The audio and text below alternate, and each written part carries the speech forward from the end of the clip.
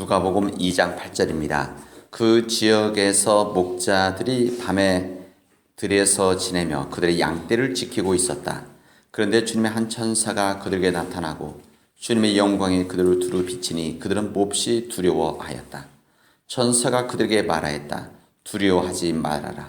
나는 온 백성에게 큰 기쁨이 될 소식을 너희에게 전하여 준다. 오늘 다윗의 동네에서 너희에게 구주가 나셨으니 그는 곧 그리스도 주님이시다. 너희는 한 갓난아기가 포대기에 쌓여 구유에 누워 있는 것을 볼 터인데 이것이 너희에게 주는 표징이다.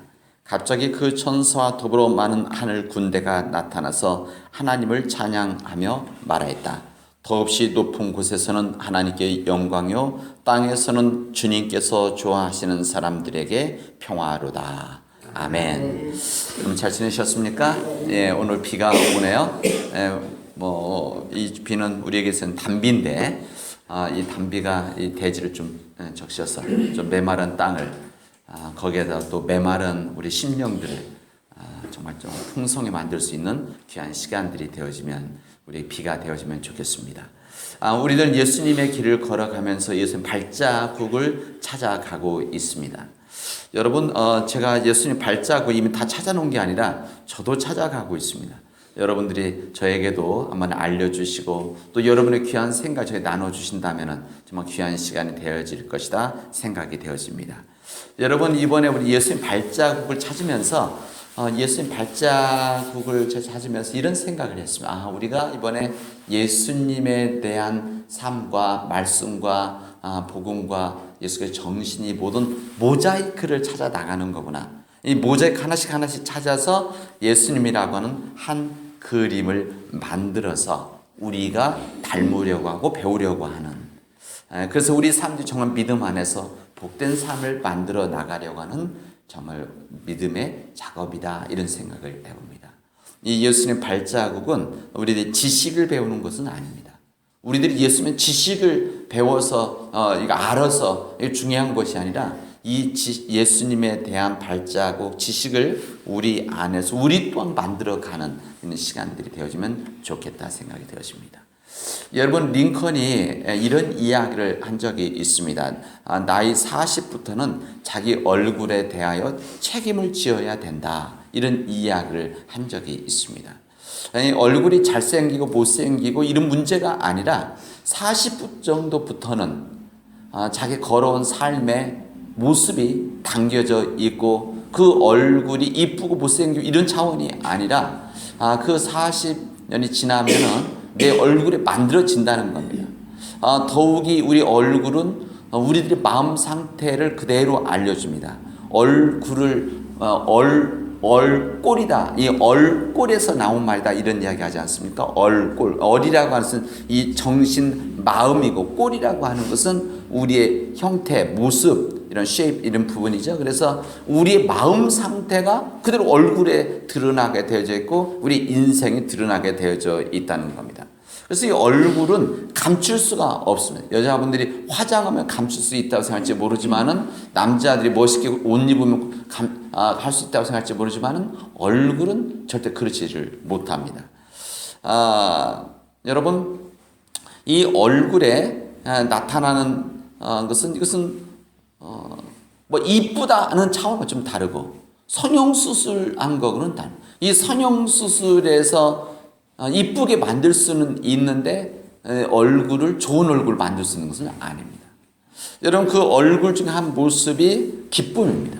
이 기쁨이라고 하는 것은 얼굴로 드러나게 되어져 있습니다. 여러분의 얼굴들 속에서 내 인생이 묻어나고 내 얼굴에서 기쁨이 드러나고 있는지를 여러분 스스로가 거울을 보시고 여러분의 모습을 볼 수 있기를 바랍니다. 내가 걸어온 길이, 내 삶이, 지금의 마음이 진짜 기쁨의 얼굴인가? 기쁨의 얼굴인가? 내 마음속에 기쁨이 있어서 예수 그리스도가 내 안에 있어서 내가 기쁨의 삶을 살아갈 수 있는, 기쁨의 삶을 지금 살아가고 있는 사람인가? 이 기쁨, 예수 그리스도가 우리 믿음에서 말하는 기쁨이라고 하는 것은 세상의 즐거움과는 다른 부분입니다. 정말 하나님이 내 안에 있어서 세상의 어떤 상황에도 영향받지 않고 누릴 수 있는, 누려야 되는 것이 우리 믿음 안에서의 기쁨이라는 겁니다. 우리 성령의 열매가 있습니다. 성령의 열매라는 것은 9가지 우리가 말씀을 우리 성경에서 말씀하는데, 사랑과 뭡니까? 기쁨입니다. 사랑과 기쁨과 평화의 마음, 우리 심령의 오래 참음과 친절과 선함의 마음과 신실함, 온유함, 절제, 이 9가지 성령의 열매가 우리 안에 맺혀져 있을 때 이것이 우리 믿음의 열매다, 이렇게 이야기를 하게 됩니다. 우리 믿음의 궁극적인 길들은 우리 교회 생활에서 사람들과 더불어 지내고 아니면 사람들과 일하고 이런 차원이 아니라, 이것도 포함되어 있지만 궁극적인 것은 우리 믿음 안에서의 삶을 통해서, 성령님이 지배하는 삶을 통해서 내 안에 이 성령의 열매가 맺혀져 있는 겁니다. 여러분, 제가 종종 이야기하지만은 우리 기독교의 기도와 무당의 기도가 다른 것이 무엇이냐? 이 부분은 상대방이 바뀌는 거냐, 내가 바뀌는 거라는 거였습니다. 상대방이 어떤 상황과 관계없이 내 안에 내가 예수 그리스도를 모시고 성령님이 있으면은 내가 다른 사람 바꾸라는 게 아니라 내가 바뀌어지는 거가 그 기도고 그게 성령의 역사다, 이렇게 이야기를 했습니다. 우리 기쁨도 마찬가지입니다. 이 기쁨이라는 것도 다른 사람의 문제가 아니라 내 문제인 겁니다. 내가 내 안에 주님을 모시고 있고 내가 성령 안에 머물고 있고 내가 내 자신이 변화되어지려고 하고 낮아지려고 한다고 한다면 내 안에 기쁨의 삶이 그대로 있게 되어지는 겁니다. 여러분, 가난한 사람들은 기쁨이 없고 부자들이 기쁨이 있을까 생각하십니까? 여러분, 권력이 있는 사람들은 기쁘고 권력이 없는 사람들은 기쁨이 없다? 이렇게 생각들 하십니까? 여러분, 자녀들이 잘 되면 기쁘고 자녀들이 못 되면 기쁘지 않다, 여러분 그렇게 생각하십니까?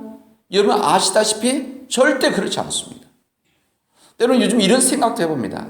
이거 세상에 출세한 사람들, 공부 잘하는 사람들은 이 사람들 그렇게 살아가려고 하기 때문에 다른 사람들을 배려하고 다른 사람들의 마음들을 읽고 이 부분을 참 못합니다. 그래서 너무 우리 자녀들 너무 공부 잘하고 똑똑해야 된다, 이렇게 너무 그렇게 생각하지 않아도 됩니다. 여러분, 자녀들 가운데 오히려 공부 못하고 어려운 사람들이 훨씬 더 부모님들에게 효도를 잘하는 것 여러분 잘 아시고 계실 겁니다. 어쨌든 이 성령의 열매 가운데 기쁨이라고 하는 것은 우리 삶 안에서 성령님이 주시는 은혜들입니다.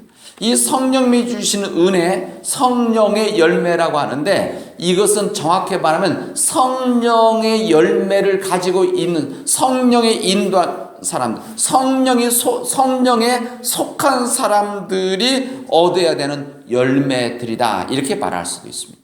성령님의 열매라는 것은 하나님께서 우리에게 주신 열매이지만 이것은 동시에 우리 계란이 속에서 어미닭이 품고 또 우리 속에서 병아리가 깰 때 깨지는 거 아니겠습니까? 마찬가지로 성령의 열매라고 하는 것은 우리의 믿음의 노력과 믿음의 끊임없는 우리의 발걸음들을 통해서 하나님께서 부어주신 은혜가 기쁨이다, 이런 겁니다.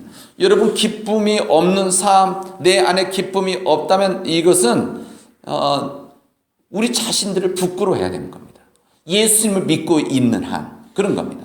끊임없이 내 안에 불평과 불만이 있다는 것은, 그래서 내 안에 기쁨이 없다는 것이고, 기쁨이 없다는 것은 주님과 동행하지 않기 때문에 생기는 일들입니다. 주님과 동행하게 되어지면 다른 문제들은 다 덮여지는 겁니다. 여러분, 예수님께서 오늘 우리가 읽은 누가복음의 말씀은 오늘 예수님께서 탄생할 때 말씀입니다. 예수께서 탄생할 때 보면 말씀에 목자 밤에 들여서 지내며 그 양떼를 지키고 있는 이런 상황 가운데 이제 한 천사가 그에게 나타나서 그에게 말을 하게 되어집니다. 그때 사람들이 두려워하니까 무슨 얘기냐면 너희들 두려워하지 말아라 말씀한 다음에 나는 온 백성들에게 미칠 큰 기쁨이 될 소식을 너희에게 전해준다, 이렇게 말씀을 하시게 되어집니다. 큰 기쁨이 될 소식을 너희에게 준다. 이게 누구에 대한 이야기입니까? 예수님에 대한 이야기입니다. 우리들 그 이야기를 들으면은 그냥 성탄에 대한 이야기만 듣는데, 우리는 이 이야기를, 이 말씀을 읽으면서 예수님이 누구신가를 우리는 읽어야 됩니다. 예수님 누구신가? 온 세상에 큰 기쁨이 될 소식이라는 거예요. 큰 기쁨이 될 소식이 너희들에게 임했다. 예수 그리스도의 오심이, 우리에게 임하신 것이 하나님께서 우리에게 허락해 주신 온 세상이 기뻐할 기쁨의 소식이다. 이런 이야기입니다. 예수님이 기쁨이라는 겁니다. 예수님이 온 세상에 예수님이 오신 것 자체가 기쁨이고, 예수님 자체가 기쁨이라는 겁니다. 기쁨의 힘이라는 겁니다. 이 복음 자체가 기쁨이라고 하는 것을 우리가 알려주십니다. 여러분, 복음이란 단어가 유앙겔리온이란 우리 헬라어인데, 우리 성경에 보면 복음, 유앙겔리온, 복음인데, 이 유앙겔리온 뜻에는 즐겁다, 기쁘다, 희락이 넘친다라고 하는 뜻이 담겨져 있습니다. 우리가 그냥 복음을 굿 뉴스지 않습니까? 굿 뉴스, 복음, 굿 뉴스인데, 원래 이 헬라어 뜻에도 아마 이것을 감안해서 굿 뉴스로 아마 한 것 같습니다. 번역을 합니다. 기쁨, 즐겁다, 희락이 넘친다, 이런 뜻이 포함되어 있습니다. 그러니까 복음 자체가 무엇이냐? 기쁨이라는 겁니다. 이 복음 자체가 기쁨입니다. 여러분, 복음이라고 하는 것은 그 안에는 여러분 고난이라는 것도 들어있는데, 여러분 이 고난을 당한다고 해서 기쁨이 없느냐? 이것은 아닙니다. 사도 바울이 어제도 말씀드렸지만 이 기쁨에 있어서는 사도 바울도 고난 속에 있고 감옥에 있고, 그럼에도 불구하고 주님이 안에 있고 성령의 인도함을 받게 되니까 고난 가운데서도 기쁨이 있고, 그래서 그 기쁨의 삶을 살아가라고 사람들에게 이야기를 하고 있는 겁니다. 자기가 기쁘지 않고 그런 이야기를 할 수가 있겠습니까? 그래서 우리가 예수 그리스도 안에 있다, 예수 그리스도를 우리 안에 모시고 살아가고 있다면 우리 안에 기쁨이 있어야 되는 것이고, 왜냐? 주님이 내 안에 계시기 때문에, 주님 말씀이 나에게 임하고 있기 때문에, 주님의 복음이 내 안에 머물러 있기 때문에 이게 기쁜 삶, 이 삶이 바로 우리의 삶이라는 거예요. 우리가 주님을 만난다는 것은 뭡니까? 우리가 주님을 만난다는 것은 기쁨을 만난다는 겁니다. 우리가 주님을 만난다는 것은 무엇입니까? 궁극적으로 주님을 만나서 기쁨의 삶을 살아가고자 하는 우리의 노력이라는 겁니다. 이런 주님을 만나서 기쁨을 만나고 기쁨의 삶을 배우고 누릴 수 있는 가장 크게 묶여진 그 시간이 뭐냐? 우리의 예배 시간입니다. 우리의 예배 시간은 기쁨의 시간이어야 됩니다. 기쁨입니다. 왜냐하면 주님을 만나는 시간이기 때문에. 우리가 기쁨이 없었던 일주일간의 삶들을 주님 앞에 나와서 우리의 죄를 회개하고 그 용서함 받고 그 안에 잃어버렸던, 채워지지 않았던 기쁨을 채워가는 시간. 이런 불평불만이 많은 것은 내 안에 기쁨이 채워져 있어야 되는데, 이 기쁨이 주님이 내 안에 성령 인도하심이 다 비어져 있으면 우리 전화기에, 우리 충전하는데 이 충전기에 이 전기가 다 전력 다 나가면은 이제 MT 되어지면 못 쓰는 거 아니겠습니까? 이런 사람들이 예배에 모여서 기쁨을 채워가는 시간인 겁니다.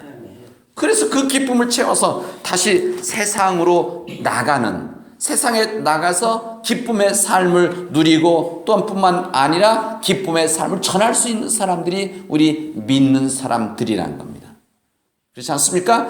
여러분, 요한복음에 보면은 이렇게 주님 말씀, 우리 포도나무 비유 우리 이야기하면서 열매에 대한 말씀을 제가 전했었는데, 이 안에 그렇게 되어 있습니다. 너희들이 내 안에 거해라.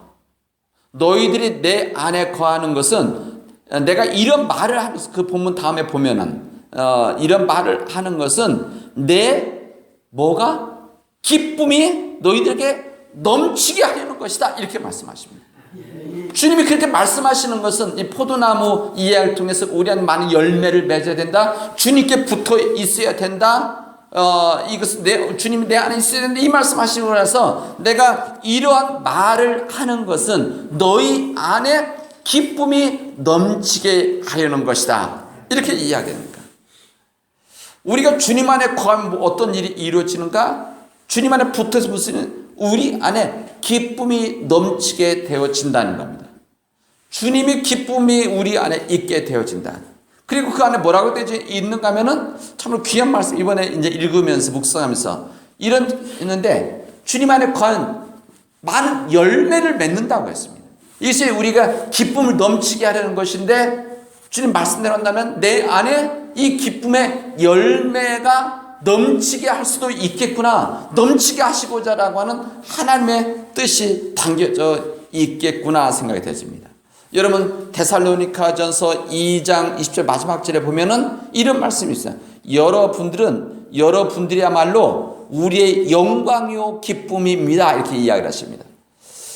제가 이 말씀을 읽으면서 제가 이제 말씀할 때는 이제 이 말씀 준비하면 이 말씀은 성경 어디에 다 있는지 다 이렇게 찾게 되어지는데 이 말씀이 있었습니다. 우리는 하나님, 여러분들이야말로 우리들에게 하신 말씀, 여러분들이야말로 영광이고 기쁨이다. 우리들의 영광, 기쁨이어야 된다는 겁니다. 기쁨의 삶의 뿐만이 아니라 우리 자체가 아까 예수님이 기쁨으로 이 세상에 오셔서 이 기쁨을 사람들에게 알려주셨던 것처럼 우리 또한 믿음의 삶 안에서 우리 자신들이 기쁨이 되어져야 된다는 것을, 우리 자체가 기쁨이라는 것을 우리들에게 알려주시고 있습니다. 여러분, 주님 안에서 주님을 모시고 있어서 여러분의 가족들이 기쁨이 있습니까? 오늘 그 한번 잘 생각해 보십시오. 우리 가족들이 기쁜가? 우리 가족들이 나로 인해서 기뻐하고 있는가?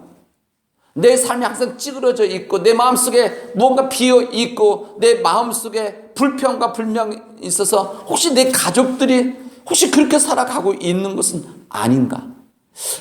우리 교회가 기쁨이 있는가? 나로 인해서, 우리 가족들로 인해서 우리 교회가 기쁨이 있는가? 여러분 한번 생각해보고 오늘 묵상하고 여러분들이 회개할 수 있는 시간들이 되어지기를 바랍니다. 여러분, 우리도 예수님의 길을 걸어가고 있는데 그 예수님의 길, 예수의 발자국의 큰 발자국은 기쁨이라고 하는 주님의 발자국입니다. 여러분, 주님이 걸어가신 길을 걸어가고자 하는 우리 믿음의 길이라고 한다면 예수님의 발자국, 이 기쁨의 발자국을 여러분들이 잘 찾고 밟아 나갈 수 있는 믿음의 백성들이 되어지기를 주님의 이름으로 축원하겠습니다. 아멘.